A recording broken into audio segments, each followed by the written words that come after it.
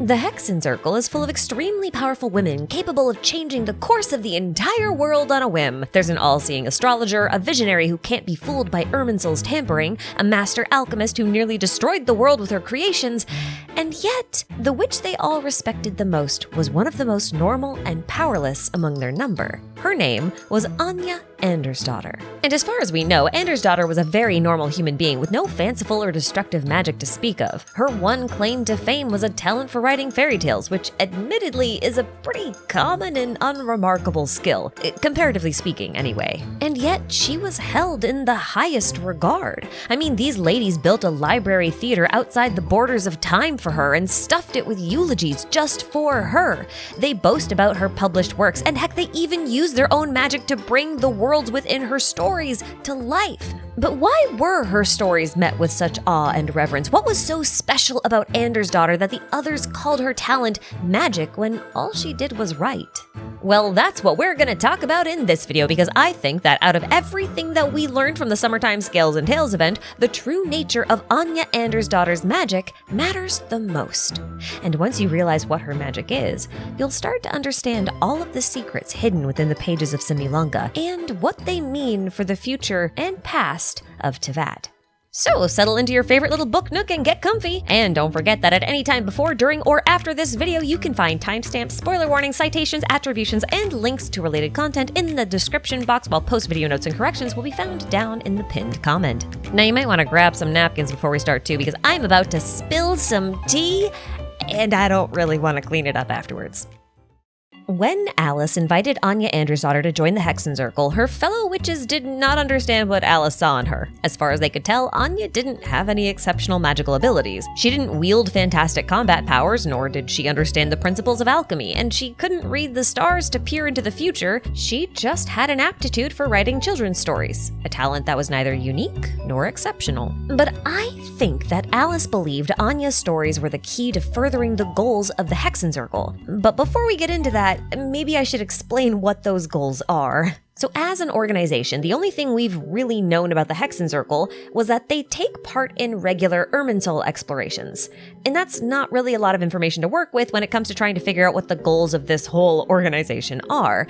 Until you ask the question, why are they investigating Irminsul? So Irminsul is kind of the heart of the world. After all, it's the tree that contains all the memories of everything that's ever existed. And those who typically study this tree's root system, also known as the ley lines, are generally alchemists who are trying to, quote, comprehend the working principles of the world. But ley lines are also connected to the concept of fate in Teyvat, because the loom of fate weaves new ley lines. So by that logic, any organization that is seriously investigating Irminsul is likely interested in understanding how the world works. So I think we can safely assume that the Hexenzirkel, because they're investigating Irminsul, is likely interested in understanding how the world works. And if you look closer at the members of the Hexenzirkel, yeah, that hypothesis kind of checks out, because if we take a closer look at the Coven's members, we'll see that each witch has an area of expertise related to how Teyvat functions. For example, Barbeleth is a master astrologer able to read the past, present, and future of anything or anyone in the world via the movement of the stars, and stars are connected to fate, so she's basically studying how Teyvat's fate works. And Nicole is so attuned to Irminsul that she can sense when it's been tampered with, an ability that should be limited to Descenders, by the way. But with her, I don't really think she's a Descender. It just feels like she's more of an outside observer, watching how Irminsul literally changes Teyvat's reality and proposing new ways to circumvent or prevent those changes. Meanwhile, Alice regularly goes on geologic surveys, documenting any changes in the world over the course of centuries, and then we've got Rhindottir, who is a master Conrian alchemist who studies the flow of the ley lines and can use her alchemical knowledge to create life forms using alchemy, an ability that should be limited to gods. And if you think of it this way, that they're all sort of investigating different aspects of the way the world works and trying to pick them apart and dissect them, then boiling their exploits down to Irminsul exploration makes a bit more sense. I mean, what better way to analyze how the world works than by studying its core? Now, you might be wondering what this has to do with Anya's stories, because storybooks and fairy tales seem pretty unrelated to this theme of understanding the world, right?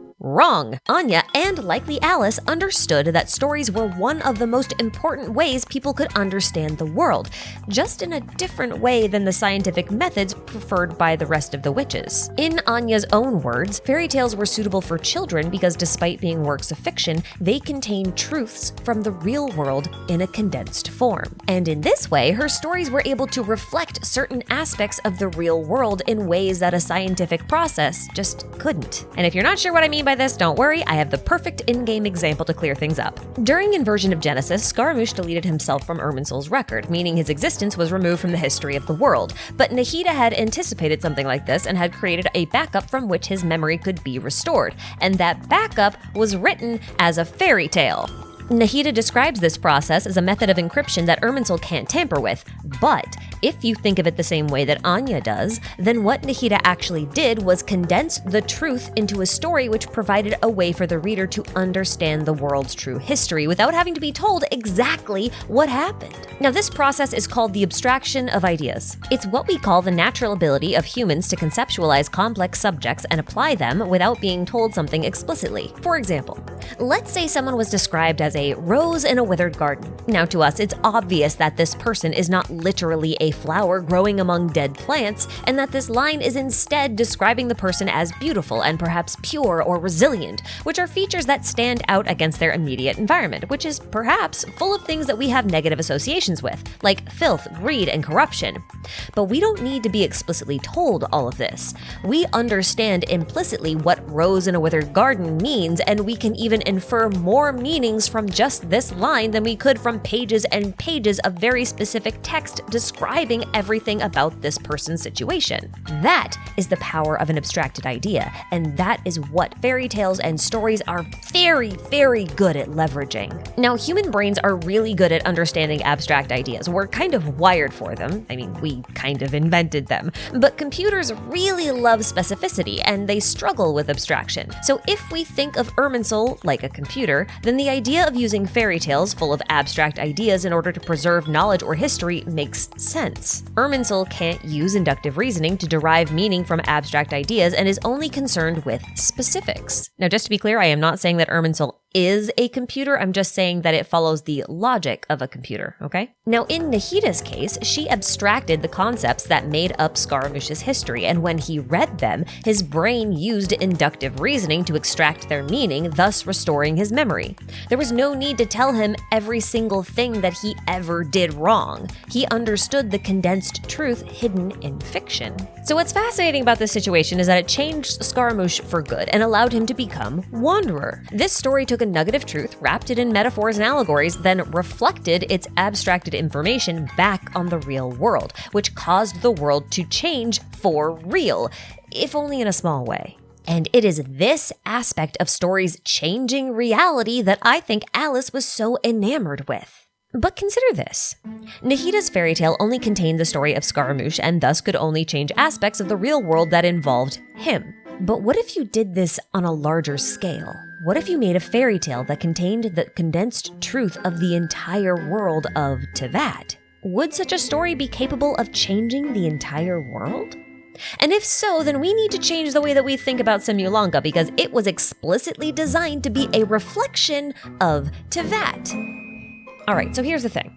We know that Simulanka is a storybook retelling of Teyvat because Mona says so. Well, what she actually says is, it looks like fate in Simulanka is directly based on Teyvat. She's mostly referring to the stars when she says this, but Alice Barbeleth and Anya didn't just mimic the stars of Teyvat. They also recreated the entire fate system, and also Teyvat's history in an abstracted form. Let me explain. Teyvat's oldest legends speak of 3 moon sisters who seem to be literal manifestations of the moon, and these goddesses were around during the era of the Seelies who died out long before the era of the Archon War. Now, since stars are representations of fate and only come out at night alongside the moon, it's long been assumed that as far as Teyvat is concerned, the 3 moon sisters must also be related to fate, especially since there's 3 of them because that's how many Greek fates there were. And in Orphic tradition, the fates were actually representations of Selene, the goddess of the moon. And if you're wondering why Greek and Orphic myth matter here, it's because the oldest civilizations in Teyvat take the most inspiration from Greek and Orphic myth. So there you go. But this is a very convenient setup because in Simulanka, Alice, Barbeleth, and Anya are heralded as the three goddesses of the world. Alice is the goddess of creation, responsible for creating the land, trees, and all living creatures. Barbeleth hung the stars in the sky, charting the course of the world's fate, and all of their work was based on the literary visions set out by Anya, who wrote the blueprints for the entire world with her trusty quill and ink bottle. And the best part about this triplicate goddess setup is that each of the respective roles of the three witches match perfectly with the roles of the Greek fates, also known as the Moirai, which is what I'm going to call them from here on out so we don't get confused. You probably already know this, but in Greek mythology, the three Moirai were responsible for deciding the lives of mortals, the circumstances of their birth, the length and challenges of their life, and the circumstances of their death. And they did this by quite literally weaving human lives as if they were threads. Clotho was the one responsible for spinning the thread of life and thus governed over the circumstances of birth. This should be the equivalent of Alice, since Alice was the one to bring life to Simulanka. This also kind of makes her the goddess of beginnings, which I think really suits her chaotic nature because she's all about potential and possibilities. Lachesis measured the thread of life that Clotho spun and was thus known as the allotter. This should be Barbeleth's role because she governs over the course of each person's story and ensures that they stick to their predetermined path, and she does this via the star map of the sky as well as the oracle pillars and magic threads on the ground, which we're gonna come back to in a bit. And finally, we have Atropos, the one who decided when the thread was cut and therefore when and how a person would die. Now this should be Anya, since she's the one who decides the fate of all life in Simulanka. She's the one who decides how the stories end. Now the neat thing about these parallels is that the witches also use threads to weave fate, just like the Moirai, and in two ways, I might add. But let's start with the most obvious one. In Constellation Metropole, magic thread is strung between oracle pillars, which are used to pray to the goddess of prophecy, who is Barbeleth. These pillars and threads are used as a sort of guardrail system to help the people of Constellation Metropole stay on the right path. Accidentally step off a cliff? Well, don't worry, this protection magic will kick in and prevent you from meeting an ending that was not destined for you. Literally a physical manifestation of the system of fate in action. Now you might be a little confused about this because Barbeleth is supposed to govern the stars, and so the stars should be fate, right? So what are these pillars and strings for then? Well, I'm glad you asked. If you did the narrator's quest, you might recall that in order to read the history of each of the three families, we had to raise oracle pillars up from underground, and then we had to weave the thread between them in a very specific pattern that looked just like a constellation. And that would mean that the oracle pillars are a reflection of the stars in the sky, while the thread is the path that you draw between the stars to make a constellation. But if they're on the ground, then these threads might actually be representing the ley lines. See, Tevat's current ley lines make up the root system of Irminsul, and Irminsul contains the memory of the entire world. And if you played the Bedtime Story Archon Quest, you might recall that the job of the Loom of Fate was to weave new ley lines, thus changing the memory of the world and rewriting its fate.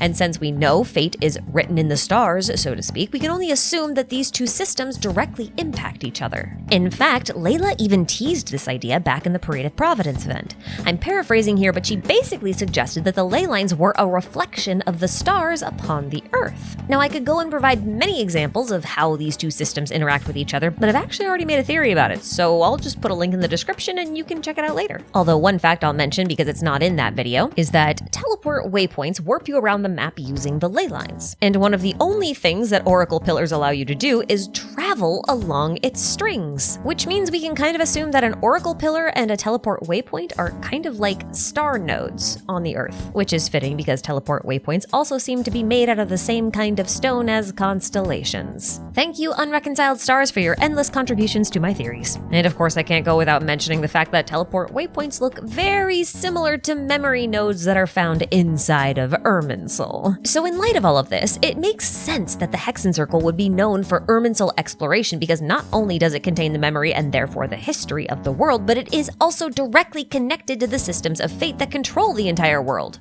But wait, there's more! See, over in the Forest of Blessings, the origami creatures have a different relationship with fate. Instead of a focus on the stars in the sky as being fate and then being reflected back upon the earth via the oracle pillars and string, the creatures of the forest each have their own written story which serves in place of their fate.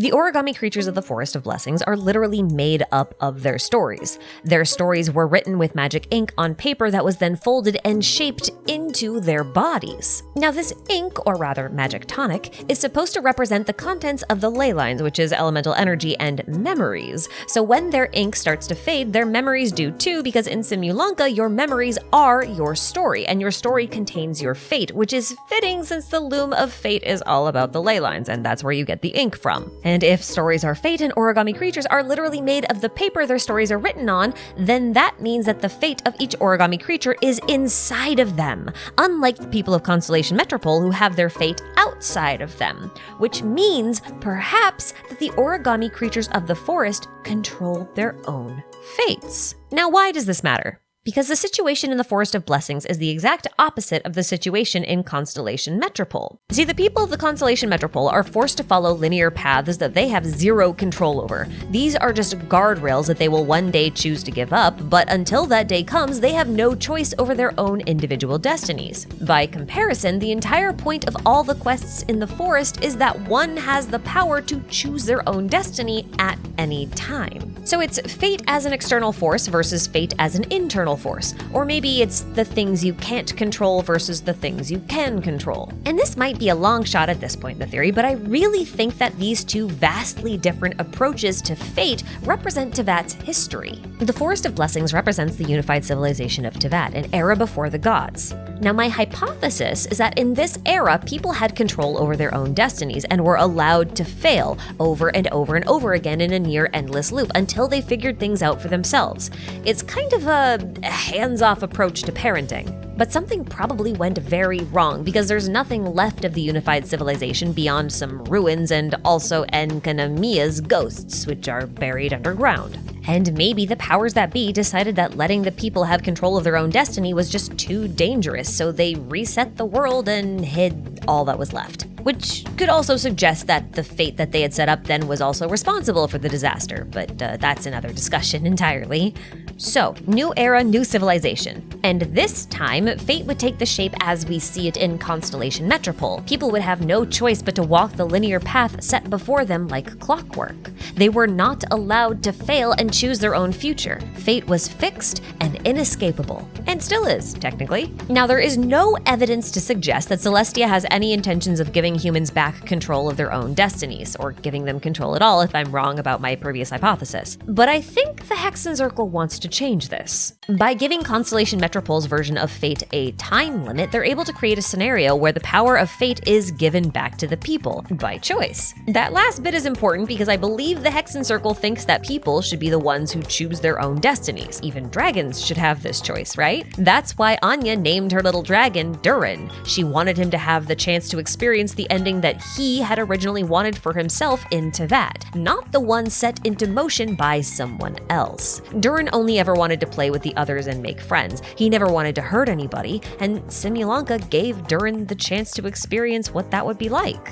So with all that said, is it such a stretch to say that the Hexenzirkel wants this freedom for Tevat, and that's why they ended up being allies with Venti, the god of freedom, who deals with ballads and stories of the past, present, and future? Because if so, then the idea of freeing people from fate is why the Hexenzirkel are using so many different methods to try and understand the inner workings of the world. If they understand how it works, then they can figure out how to change it. And judging by Simulanka, I think they've figured things out. And I think the findings of their experiments are the reason why Alice has been sending us on prophetic summer adventures for the last 4 years. Slowly but surely, she's been showing us the truth of this world. Stick with me for a bit because this gets complicated. For a fairy tale world like Simulanka, the concept of history, or rather time, is represented by a book, wherein each page is a moment of the present, at least according to Alice. For a world like Tevat, the equivalent of the book would be Irminsul. Now, if you were to say alter a couple of words on one page of the book, then those words could alter the meaning of all the pages that came before and all of the pages that came afterwards. It's kind of like how we believed Durin was an evil dragon because he was destroying the world, and during the time he was doing all that kind of stuff, he was an evil dragon for all intents and purposes. But after we learned more about him in the present, we realized that he didn't actually want to hurt anyone and wasn't evil at all. That retroactively changes the meanings of his previous actions and reframes him as a different character. Or perhaps you could say your one thought would echo throughout time. And I think this is how Irminsul tampering works. Change one moment, one page, and then there's a ripple effect throughout the rest of the book that changes the entire world. But if a book represents the time of the world within its pages, then the space outside of the book should be a space outside of time, right? Well, Wolfie says that the Imaginarium Theater's library is the, quote, room before the story begins and after the story ends, and that's why the guests have all the time they need. And this paints the library as existing outside of time, since it exists outside of the books which represent time. And if this is true of Simulanka, and the Book of Simulanka is a reflection of the Irminsul of Teyvat, then Teyvat must also have a space outside of time, right? Its own library. But if Teyvat does have its own library, then that might imply that Teyvat is more like Simulanka than we realize, and it is also a reflection of another world. And if that's true, then if Simulanka's fate has a reciprocal effect on Teyvat because Simulanka's fate is a reflection of Teyvat, then Teyvat may have a reciprocal effect on another world because its fate is a reflection of that world, which means that the changes that we make while in Teyvat will impact the real world. And if that's true, then we may want to reconsider the meaning behind the words the Abyss Twins said to us during the We Will Be Reunited quest, the one where they said, "We will always have enough time." Because it's oddly similar to Wolfie's comment about how the library ensures its guests always have enough time. And you know what? I actually think there's enough evidence to support this theory that Teyvat is a book within a library located in the real world somewhere. See, this interaction with Wolfie reminded me of this one route from Kaeya's Hangout where he quotes Shakespeare saying, "All the world's a stage and all the men and women merely players," because that really fits the idea that Teyvat is following storybook logic. And Kaeya then goes on to say, "Perhaps there's an inept god out there deciding everyone's fates, much like the academia student drafting Darbill's scripts." And then he says something kind of meta. "Everyone, you and I included, is both an actor and a member of the audience. If you don't like the script, just walk off the stage and join the audience. You always have a choice." I kept thinking about this while I was playing the narrator quest in Simulanka because the narrator knew the truth of the world of Simulanka, that it was one of fiction, and thus he wondered if he was even real. And it was at that moment that Anya spoke to him from beyond the pages of the book, and she told him that the only reason he could hear her voice now is because he wanted to leave the story. He wanted to walk off the stage and join the audience, and once he did, he would be able to interact with the materials outside of the narrative, like the footnotes. Now, Wolfie says that in order for something to be real, the only thing that's necessary is for you to believe that it's real from the bottom of your heart. And if I were to conceptualize this, I think it would be kind of like if you had a stage full of actors who truly believed that the real world was only that of the stage, and that they were really truly their characters, absolutely bound to their individual scripts. But as soon as they stopped believing and became aware that there was a world outside of the stage, they could then walk backstage and see the production crew and the mechanisms behind the set. Or as the kids would say, they could no-clip into the backrooms, and the backrooms are the library. And if the Imaginarium Theater's library belongs to the Hexenzirkel, which it does, then doesn't that suggest that these ladies know of or have access to Teyvat's backrooms? And that they, to a degree, live outside of time? That they are the ones who realized they existed in a world of fiction and decided to walk off the stage and join the audience to gain a new perspective? Because if so, if any of this is even close to being right, then this has to be the reason why Anya was so special. She was an author who understood the logic behind the narrative structure, and Alice has been using this knowledge to guide the traveler year after year, slowly revealing the truth and allowing them hints and glimpses into the world beyond the curtains. But she never reveals everything and never tells us anything outright. In many ways, it's similar to how Nahida behaved when we were stuck in the dream samsara. She gave us hints and lots of them, but never told us the answer. And she even existed outside of the dream, so outside of time. And that can only mean that it is important that the traveler reaches the end of the story on their own. They need to find their own answers. And while the traveler may seem like they're the protagonist of the story for now, they're not the real protagonist, or at least it's unlikely. Because remember, Simulanka and Teyvat reflect upon each other, and the hero of Simulanka wasn't the traveler, it was Wanderer. What the traveler really is the reader of the book, and also one who will one day become its new author.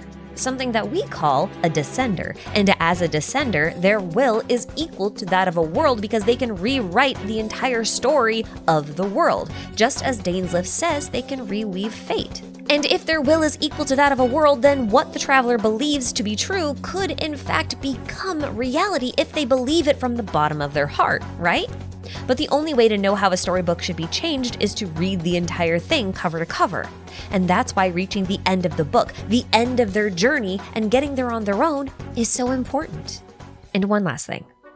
In Simulanka, the traveler was looking to find a way back to Teyvat, and at the end of this journey, Alice told them that they were always able to leave at any time, and nothing really trapped them there.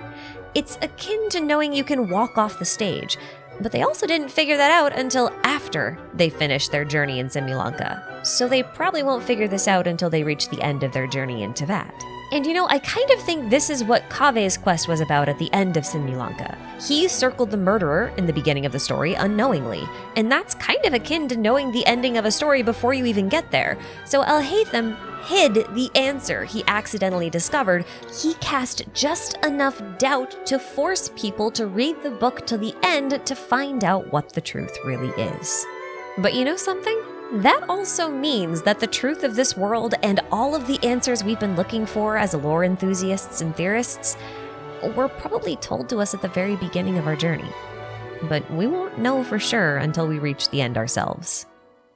Oh, goodness, you're still here? Well, that's a surprise. Not many people make it all the way to the end, But since you're here, why don't I let you in on a little secret? You know that truth that the writers may or may not have put at the very beginning of the game for us? That truth is most likely the fact that Teyvat is a storybook world. Because the first nation we visit is Mondstadt, and Mondstadt is a city of fairy tales. Now, I've long held the belief that Mondstadt isn't really supposed to be referencing real-world locations the same way that other regions do. Instead, I do think it's supposed to be a sort of rendering of a stereotypical fairy tale land, especially European fairy tales. I mean, Albedo even says that the town is called the City of Pastorals, and as a noun, a pastoral is a work of literature that portrays an idealized version of country life. An idealized version, huh? Like a fairy tale, maybe? And the more you look at Mondstadt this way, the more fairy tale references you'll see. You might start by noticing that every catalyst from Mondstadt is a book, and never anything else.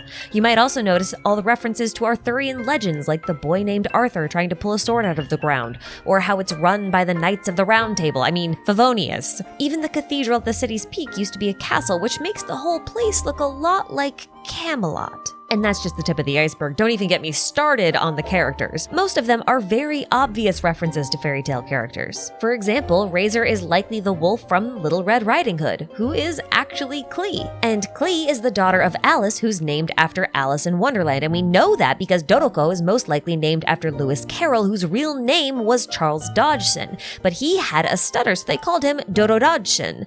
Put the names together and you have Dodoko Carroll.